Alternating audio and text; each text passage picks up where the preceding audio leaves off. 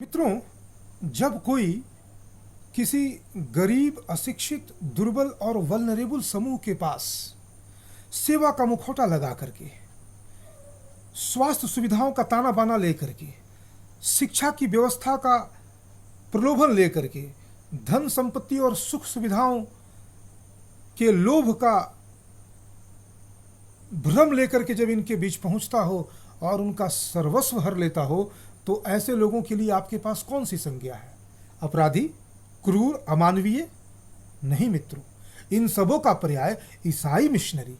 ये ईसाई मिशनरी वाले और इनके द्वारा प्रायोजित राजनीतिक दल और मीडिया हाउसेस ने बीते 300-400 वर्षों से भारत में अपना एक खूनी और घिनौना खेल खेला है और हमारे आदिवासी वनवासी बंधुओं को सनातन धर्म की परंपरा से काट काट करके, उनके बीच पहुंच करके, प्रलोभन दे करके और उन्हें विधर्मी बना करके ईसाइयत के बंधन वाले जाल में बांधने का जो घिनौना खेल खेला है, वो हमें डरा देता है।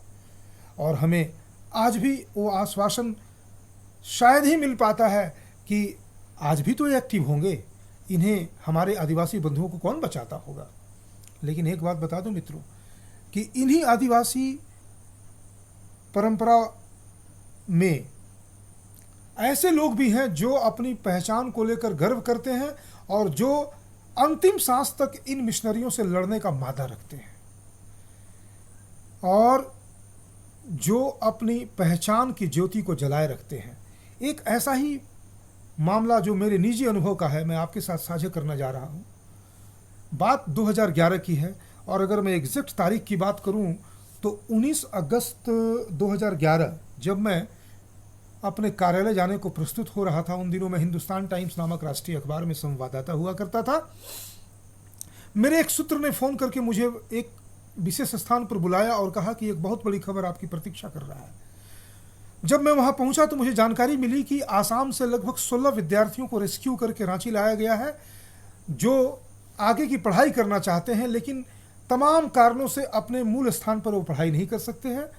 वहाँ जाने के बाद मुझे उनके दो पक्षों की जानकारी मिली। पहला पक्ष ये मिला कि वे पढ़ना चाहते हैं, ब्राइट स्टूडेंट्स हैं, लेकिन उनके यहाँ सुविधा होने के बाद भी वो वहाँ नहीं पढ़ना चाहते हैं क्योंकि उन्हें वहाँ अपने धर्म को खोने का खतरा है। मैं बात कर रहा हूँ दिमासा आदिवासियों की।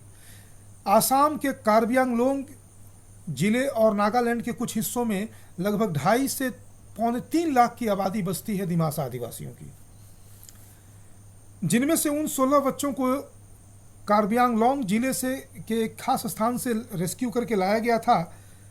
वे आगे तो पढ़ना चाहते थे, लेकिन आगे पढ़ने में उन्हें ईसाई मिशनरियों का खतरा था। वे उन्हें प्रलोभन दे रहे थे। वो 2009, 10, 11 से लगातार उनके माता पिता को इस बात के लिए दबाव दे रहे थे कि तुम इन बच्चों को हमारे हवाले कर दो और तुम खुद भी ईसाई बन जाओ, हम तुम्हारे लिए पक्का मकान बना देंगे, तुम्हें हर तरह की सुख सुविधा देंगे, इन बच्चों को हॉस्टल में रखेंगे, इनकी पढ़ाई की सुविधा देंगे। लेकिन ये स्वाभिमानी लोग जो अनादिकाल से इस सनातन परंपरा के हिस्सा हैं, वो अपने धर्म के मूल्य पे पढ़ाई और सुविधा को नहीं चाहते थे। तब वहाँ के ऑल दिमासा स्टूडेंट्स यूनियन के लोगों ने आर्य समाज के आसाम चैप्टर के लोगों से संपर्क किया। उन लोगों ने फिर झारखंड चैप्टर से संपर्क करके और फिर उन विद्यार्थियों को यहाँ लाने की व्यवस्था की और उन्हें तमाम जगहों पर भेजने की व्यवस्था की। मेरे लिए कोई खबर मात्र नहीं थी, मेरे लिए गर्व का विषय था। इसलिए एक पत्रकार होने के साथ साथ एक भारतीय होने का मेरा गर्व और भी ऊंचा हो गया। और तब मेरे पत्रकार होने की सार्थकता इसमें थी कि मैं इस खबर को बहुत बड़े अंदाज में लिखूं। और मैंने लगभग हर विद्यार्थी से बात किया, हर उन लोगों से बात किया जो उनके साथ आए थे, और उनकी व्यथा को, उनकी समस्या को और उनके अंदर के स्वाभिमान को मैंने शब्दों का रूप दे करके लगभग 500 शब्दों की एक लेख तैयार की, जिसे मैंने HT स्पेशल के नाम से कलकत्ता स्थित अपने डेस्क को भेजा। लेकिन उन लोगों ने इस खबर को ना सिर्फ दबा दिया, वो मेरे विरुद्ध बहुत सारे कार्यक्रमों में लग गए। खैर, मेरे विरुद्ध की बात छोड़ दीजिए। वो खबर नहीं छपी। जब रात में ही जानकारी मिल गई कि वो खबर नहीं छपेगी, तो मेरा मन कहता था कि यह खबर मेरे अखबार में ना सही, लेकिन कहीं ना कहीं तो छपनी चाहिए। तब मैंने अपने कुछ मित्रों को इसकी खबर दी और यहाँ के एक नामी अखबार प्रभात खबर ने उस खबर को उन दिनों बड़ी प्रमुखता से छापा था। जो भी हो मित्रों, ये खबर तो दब गई, लेकिन इस खबर के अंदर की जो असली खबर थी वो यह थी कि दिमासा आदिवासी अपने आदिवासी और सनातनी होने का इतना गर्व करते थे कि वे सुविधाओं को ठोकर मार करके और अपने जिगर के टुकड़ों को अपने मूल स्थान से, अपने अपनों से हजारों मील दूर भेजकर पढ़ाई करवाना चाहते थे। आज उन विद्यार्थियों की स्थिति क्या होगी ये तो मैं खबर ले नहीं पा रहा हूँ, लेकिन जो भी हो, उन दिनों की यह बात जो है मुझे आज भी आश्वासन और गर्व देता है। साथ ही मैं 2011 की बात कर रहा हूँ जब कांग्रेस का शासन था, और इन दिनों ये जो तमाम मीडिया हाउस थे वो ईसाई परस्त, चूँकि कांग्रेस जो है ईसाई मिशनरियों के द्वारा प्रायोजित पार्टी है, इसलिए ये मीडिया हाउसेस भी ईसाई परस्त होकर के इनके स्याह चेहरों का भी परिचय मुझे मिला। लेकिन इनके स्याह चेहरों से मुझे क्या, मुझे तो इस बात का गर्व था कि हमारे आदिवासी समाज में वो परंपरा वो पूरी तरह से मिट नहीं गई है जहाँ अंदर से ही इन ईसाई मिशनरियों के खिलाफ विरोध स्वर उठता हो। जब तक भय नहीं हो ना, तब तक ये निर्बाध रूप से, आज भी देख लें कि ये लोग अपने ताकत के बल पे नहीं पहुंचते हैं, नम झुक करके सेवा का आड़ ले करके, किसी बीमार की सेवा करते करते, मदर टेरेसा वाली संस्था हो या फिर किसी भी तरह की कोई भी संस्था हो जो ईसाई मिशनरी के रूप में हजारों शाखाओं के रूप में भारत में काम कर रहे हो, ये हमेशा छद्म रूप से ही प्रवेश कर पाते हैं।